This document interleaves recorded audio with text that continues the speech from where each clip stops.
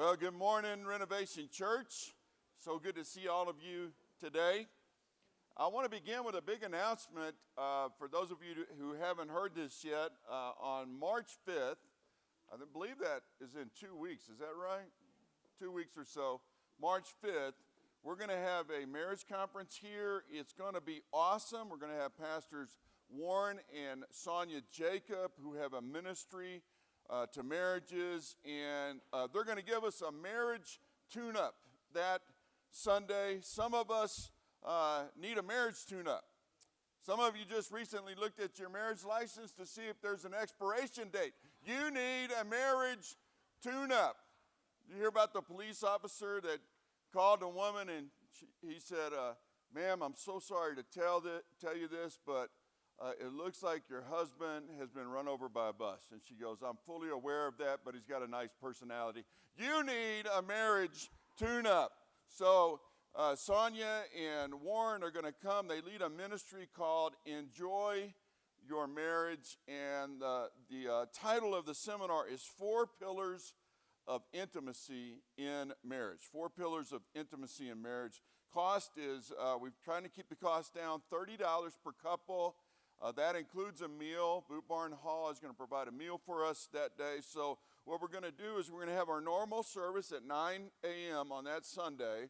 We will not have our second service. I'll preach on marriage at the 9 o'clock service. Actually, Pastor Warren is going to lead worship for us that Sunday. You don't want to miss that. Warren Jacobs is one of the top worship leaders in the country, and a very gifted worship leader. And then right after that, we're going to have a meal, and we'll start the seminar. It's only going to last about 2 hours, and so we're not going to keep you here all day. And I want to encourage you to invite a couple. So invite some guests. I would love to fill this place up, have at least 300 people at this, because marriages are hurting in our community right now, right? And so we want to help address that. So healthy marriages are so important. Amen? So speaking of importance this morning, I want to talk to you about what really counts in life. How many of you want a life that really means something? At the end of your life, my life really meant something. I want that as I look at my life. And this past week, I've been thinking about this because a friend of mine died this past week. And he was a precious man, and you could say that he just had his last graduation. You know, his life is over. And I would say that he graduated with honors. He was a good man. He loved the Lord. He was a great husband. He was a great father, and he was a coach in multiple sports for many years in the Colorado area, Coach Unks. Some of you may have been coached by him, and I believe that he graduated with honors at his last graduation. You know, I'm a parent, and those of you who are parents, I think all of us want our kids to, when they're in a program, we want them to graduate with honors. You know, we want them to do well. Several years ago, my youngest daughter, Juliet, she was attending Lewis Palmer High School, and she graduated with honors. And the mascot for Lewis Palmer is the Ranger, or the Rangers. And they have an award for character, and it's called the Ranger Award for Character. And Juliet won that award.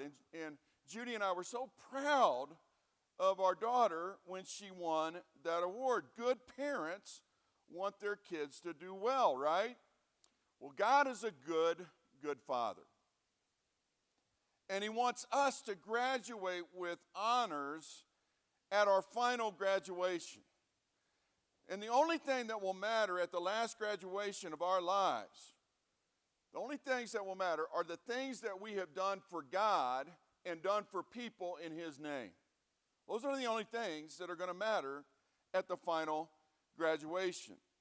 And I want to graduate, I don't know about you, but I want to graduate with honors. So let's talk about the last graduation for a little bit. Romans 14:12 says, so then each of us will give an account of ourselves to God.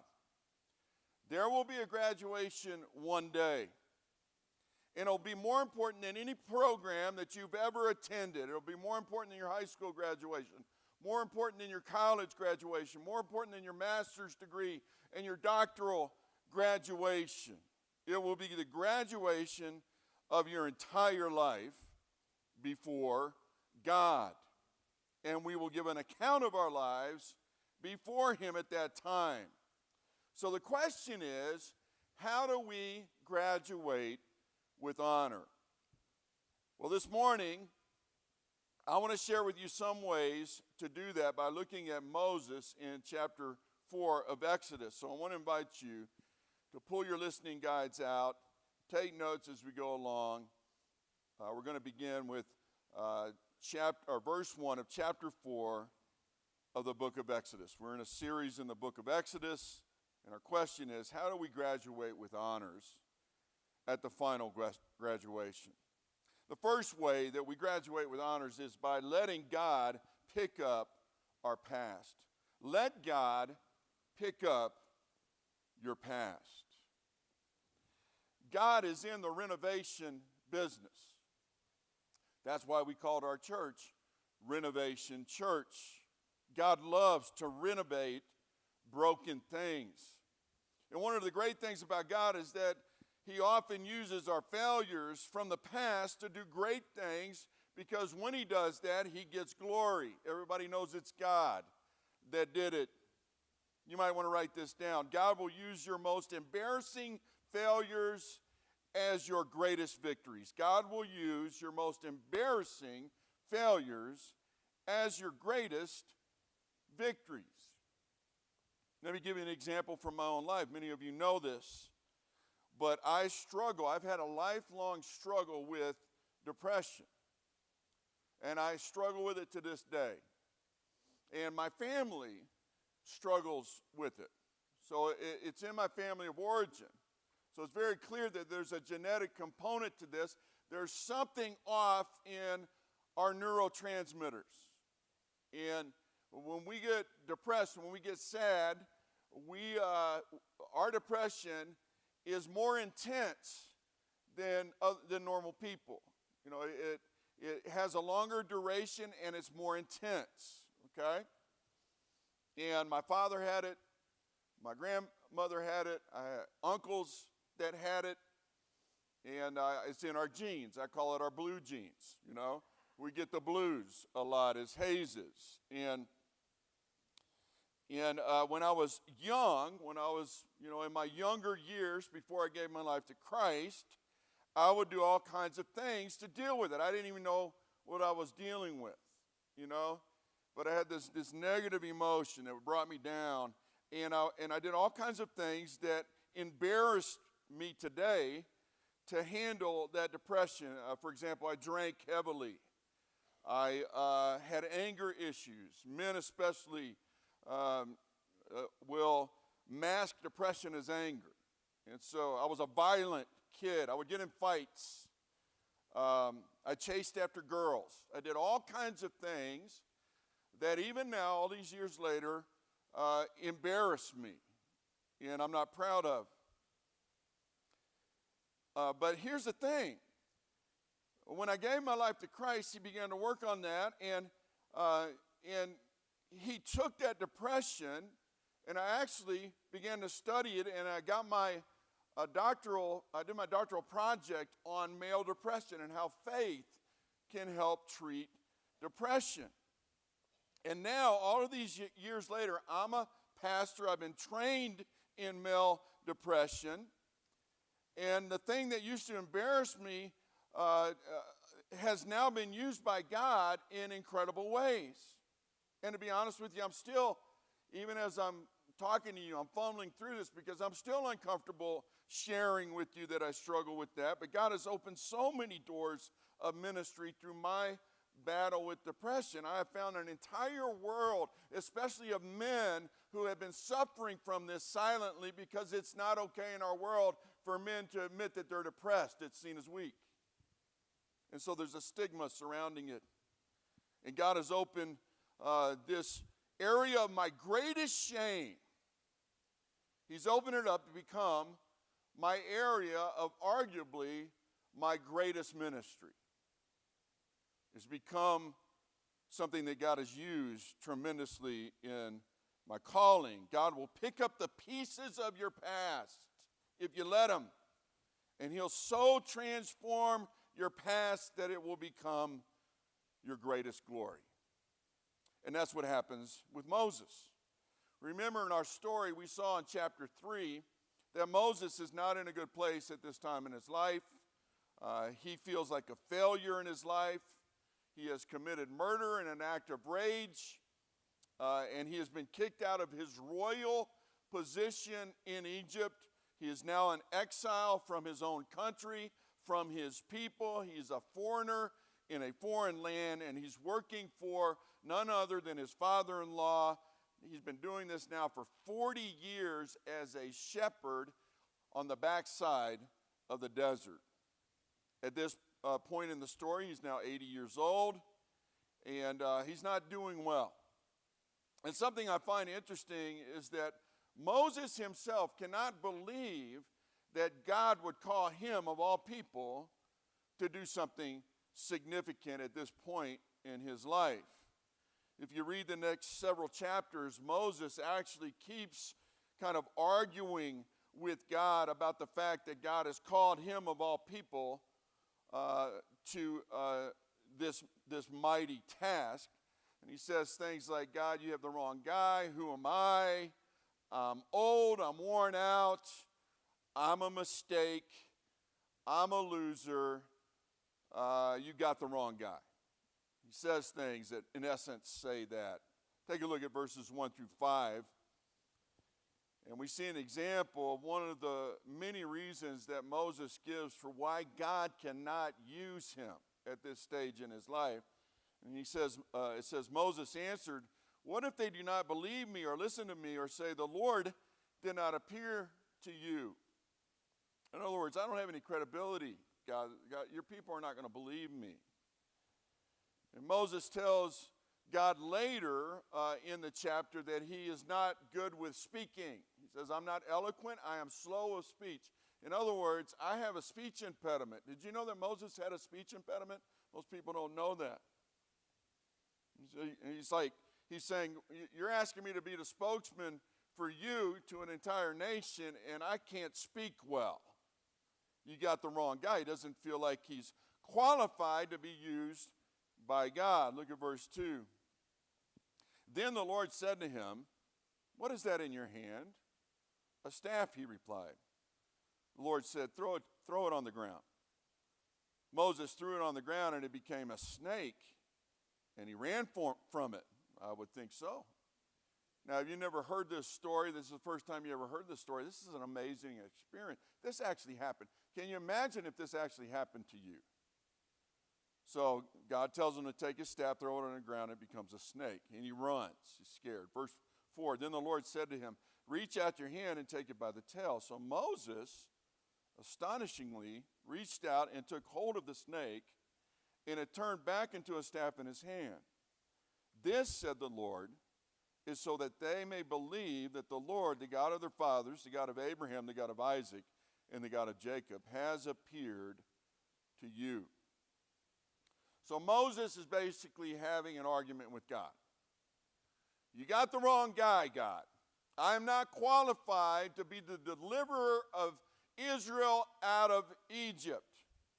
Have you ever argued with God?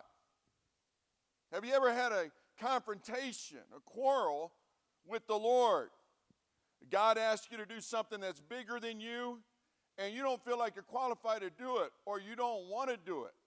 Moses later says he doesn't want to do this. That's happened to me many times in ministry.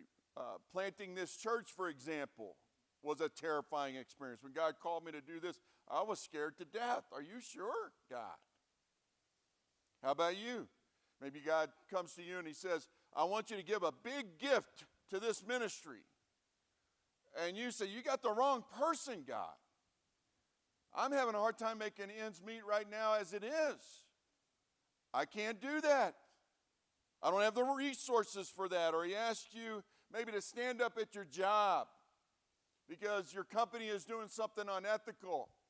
And you know God is telling you to say something, and it's bigger than you. It terrifies you, and you say, Lord, I'm not the right one to do this, and if I do it, I could lose my job. And besides, nobody respects me. I'm not a speaker. I'm not a leader. I can't do it.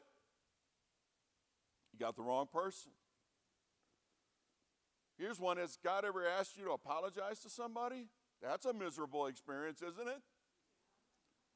Some time ago, I was, my daughter, one of my daughters, irritated me.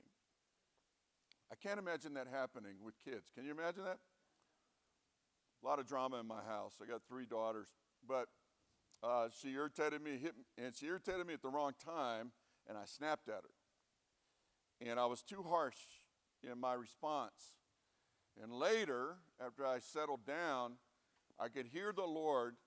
I just felt the Lord tell me, you need to apologize to that young lady. And I was like, I don't want to apologize to her. I hate apologizing to my kids.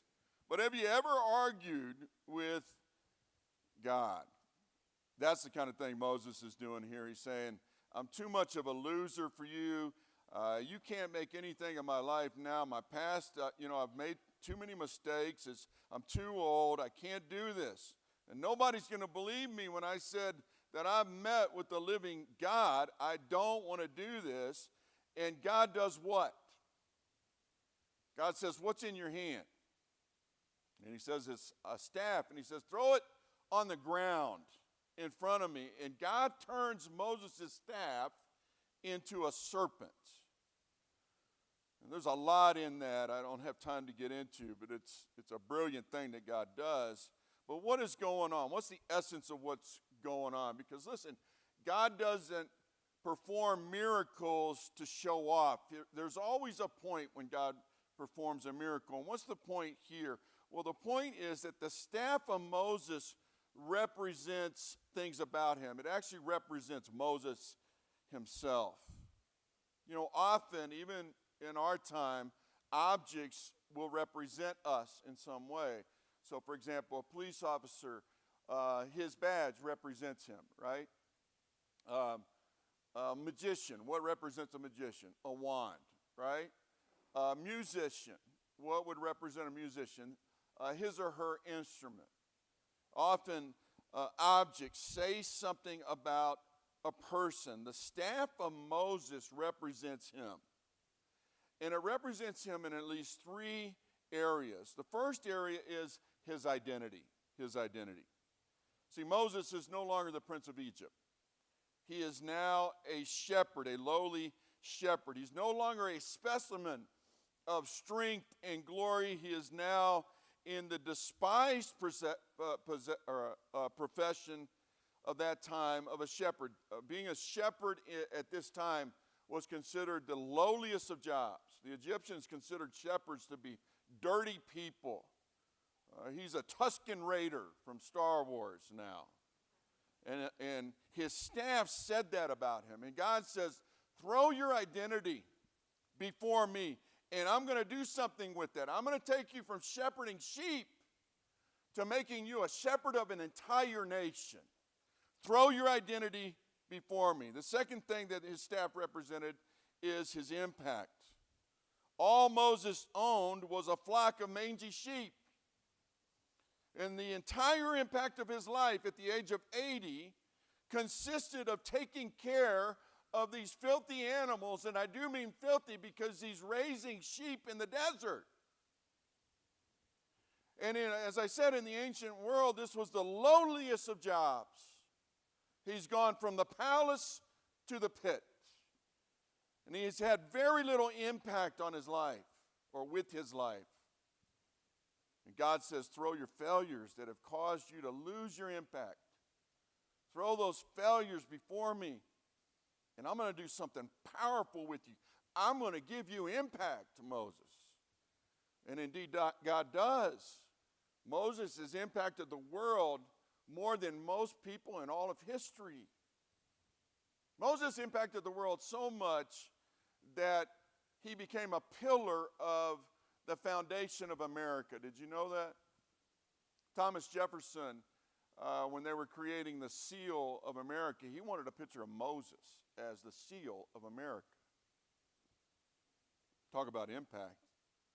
Staff also represented his influence. What is a staff used for with a shepherd? It's used to guide. You guide the sheep to safety. God says to Moses, whatever influence you have now with sheep, throw it before me, and I will use you to guide my people for glorious purposes. Give me what you have, and I will transform it. I will animate it. And so Moses throws down his identity, his impact, his influence before God, and God animates them. And from that point, this is interesting in the brilliance of how this narrative is written, but from this point in the narrative, that staff, from this point on, becomes known as the rod of God. It's no longer just a regular staff. It becomes known as the rod of God. And Moses is no longer just a shepherd. He becomes the man of God. And all the major miracles of the Exodus that we've seen in all the movies, we all have this imagery in our minds. Many of us grew up watching the Ten Commandments with Charlton Heston, or the next generation, it was the Prince of Egypt, and there have been various iterations of the story of Moses throughout history. I recently watched one from VeggieTales, Moe's Western Adventure. For those of you who have little kids, you can see it for free on YouTube. It's pretty good. But in all of the major miracles, that staff plays a prominent role. It is the rod of God. You might want to write this down. All you think you own is really on loan. All you think that you own is really on loan from God. So lay it all down before God, and He will do miracles through your life. Or let me put it another way. If you want to graduate with honors at the last graduation, then look at what is in your hand. Look at what is in your hand. What is in your hand? What is your identity? What's your impact? What's your influence? Cast those things before God, and God will animate them, and He will use them. You see, some of you are like Moses. You think that your life is a disappointment. You're disappointed with your own life to this point. And you're looking at the rest of your life that's before you, and you feel like you have nothing to offer. You've lost your identity in some sense, and you're in an identity crisis, and you feel like you'll have little impact or little influence in the rest of your life. Well, here's my encouragement to you. So what? So what would you think? Maybe you have made a mess of your life in some area. Maybe you do have some major failures. I certainly do. Listen, you still have a whole lot of life left to live. You're still breathing.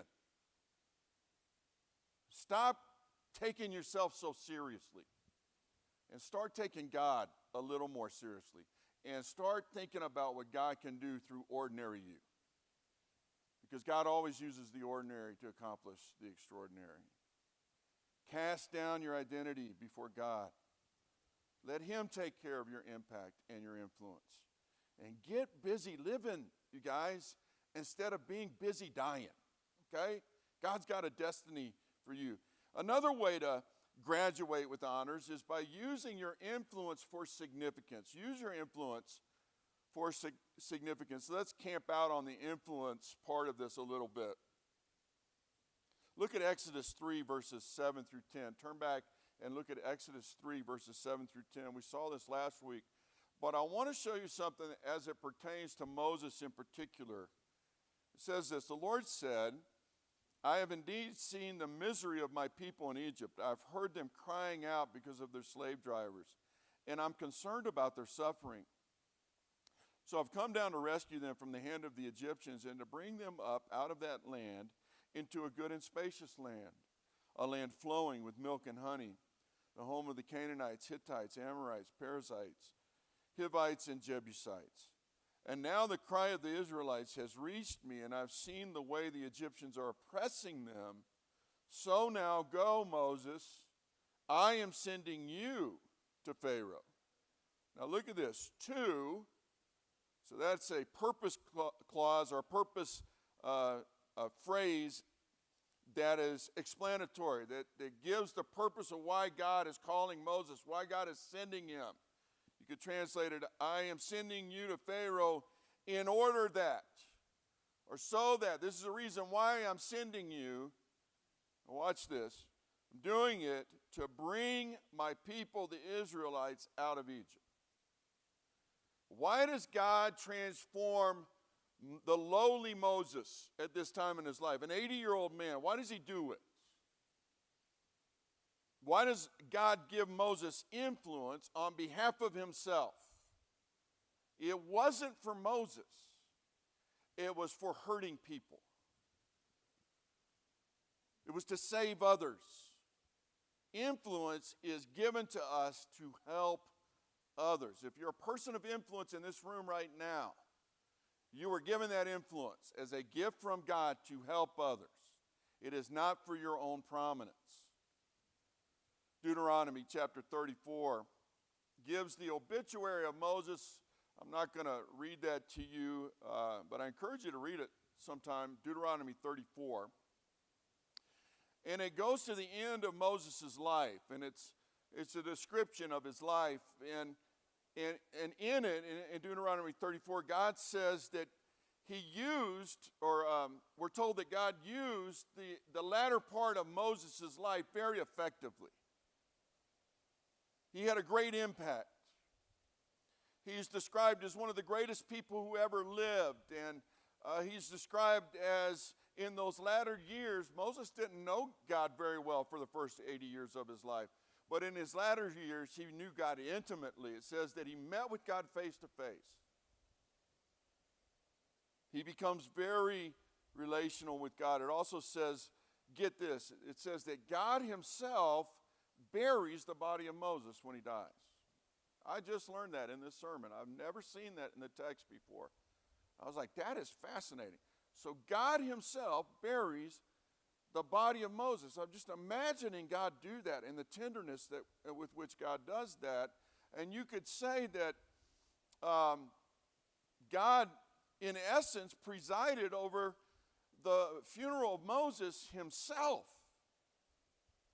So clearly, Moses graduated with very high honors with his life. But it wasn't because Moses was prominent. God doesn't go to Moses when he's prominent.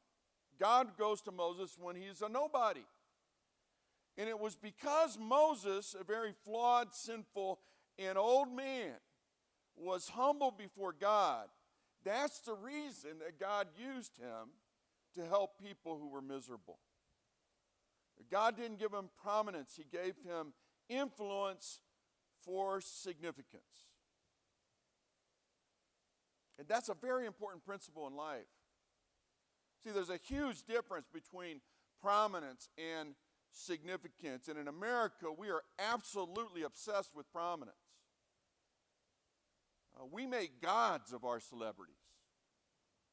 We think celebrity is it. We believe that if you're rich and you're famous, you have made it. And we see it every day in our country.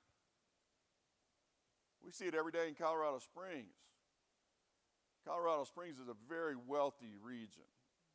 We have a lot of multimillionaires that live here. And we have a lot of celebrities that live in Colorado. Did you know that? Tom Cruise has a house in Colorado. Did you know that? Kevin Costner has a house here. Arnold Schwarzenegger has a house in Colorado, and many other celebrities. We live in one of the best places to live in the United States. Colorado Springs is regularly, annually listed as one of the top places, one of the best places to live in the country, which means in the world, because this is the best country in the world, right? Last year, we were listed as the #1 place, the best place to live in the United States by U.S. News and World Report. That was just in May of last year. And I've been a pastor for a long time, 3 decades, and I've pastored some mega churches, and I have ministered to celebrities. I've ministered to extremely wealthy people, and some of them were healthy, but I have to tell you, the overwhelming majority of them, their lives were a wreck. I don't care whether they're a celebrity or not. I've ministered to politicians that you watch on the news. I know them. And I got to tell you, the prominent people that I've ministered to in my career, the pattern usually is a history of divorce and their kids are a wreck. There's a big difference between prominence and significance. Let me give you an illustration of this. My hair is very prominent, right? I still got a pretty good head of hair. I am beginning to lose it back here a little bit. But for my age, I got a pretty good head of hair, and I take care of it. It's very prominent. It's important to Judy, you know. So I get a haircut, you know, once a month. And, you know, I shampoo it every day and put conditioner in it. Judy has me put a little bit of color in it to let her see it a little more. You know, I work my hair, and it's very prominent. You all see it. Everybody sees it. But is it significant? No, it's not significant. Several years ago when I was pastoring in Atlanta, I was at Stone Mill Church, wonderful church, and I made a bet with our children's pastor. And I said, if during VBS, if you can get these families to donate $1,000 to our ministries to poor kids throughout the world, I'll let the children's ministry, I'll let the kids shave my hair on a Sunday morning, shave my head. And do you know that they raised $2,000? They doubled it. Apparently my hair's worth something. And they came up on a Sunday morning, and the kids, they got one of those electric razors, and they shaved my head. And I'm telling you, my head was completely bald. There's a picture of me. You guys don't believe me? That's me. And you know, my hair was prominent, but let me tell you, did that impact let me tell you how much that impacted my life. Zero. It impacted my life zero to lose my hair. Matter of fact, I look pretty good bald-headed. And my nickname, they gave me a nickname. They called me Stone Cold Pastor Rusty after I shaved my head. And I liked it so much, I kept it off the whole summer. And Judy's like, I'm missing your hair. You need to get your hair back. But the easiest, most maintenance-free haircut you ever had in your life. But my hair is very prominent, but it's not significant. But you know what? My heart is not prominent. Like when you look at me, you don't see my heart. But if something happens to my heart, guess what happens to me? I'm dead. Prominence is not the same thing as significance. Later in chapter 4, God has Moses put his hand over his heart. He's saying, I want your heart. I want to give you significance, not prominence, Moses. Now, Pastor Rick Warren has had a big impact on me. He influenced this sermon quite a bit. Some time ago, he was traveling all over the world. He's got a massive ministry, and he was traveling all the world, and he wanted to find out what the top 5 problems of the world are today, so that he could design a strategy for his church to at least help a little in all of these problems. And he came up with this. These are the 5 biggest problems in the world, according to Pastor Rick Warren. Number 1, spiritual emptiness, which leads, of course, to immorality. We see that in America today, don't we? People are spiritually empty.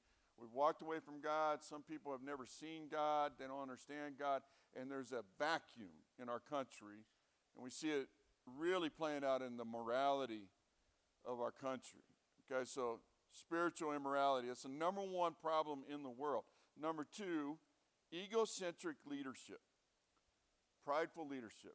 Boy, we've seen that, haven't we? I mean, look at our Congress. Look at government. Both parties.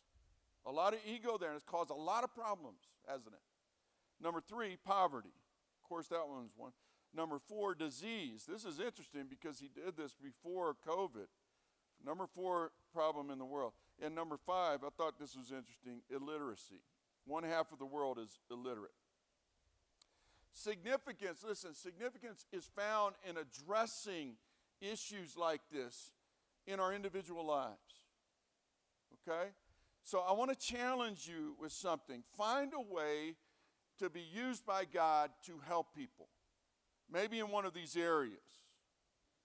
And I've been asking some of you, I'm going to bring this, I'm just going to think out loud and dream with you a little bit here, invite you into this process. But, you know, we have a missions value at Renovation, and we've given several tens of thousands of dollars to New Life's missions program because we're a New Life church plant. So we partnered with them, and that has helped people all throughout the world in these areas, okay? I mean, we've done everything from helping people with poverty to helping the refugees in Ukraine to human trafficking, you name it. We've partnered with New Life in that. But I want to do something individually as Renovation Church. And so I have been feeling a stirring to get together a missions trip somewhere to a really poor country and go help some people, okay? And, you know, I kind of have a goal that within the next year, let's give it a year, but I've talked to some of you, and I would really be interested in, you know, on my heart is the nation of Honduras, which is one of the most poverty-stricken countries in the world. You know, all kinds of bad stuff happening in Tegucigalpa, which is the capital of Honduras. I've done some work there before. I've helped a church build a building in Honduras. I have contacts on the ground there. But what I would like to ask you to do is pray about that. You know, this is just, I'm letting you in on the ground floor of this. But I want us as a church to collectively pray and ask God to give us a direction to where we can focus as a church and help the world in one of these areas, okay? And in the meantime, whether you're involved in that or not, I want to challenge you to find in your own community ways to help people in the name of God. And as you do that, and as you listen to the promptings of God in your life, God is going to make you into a Moses, so to speak.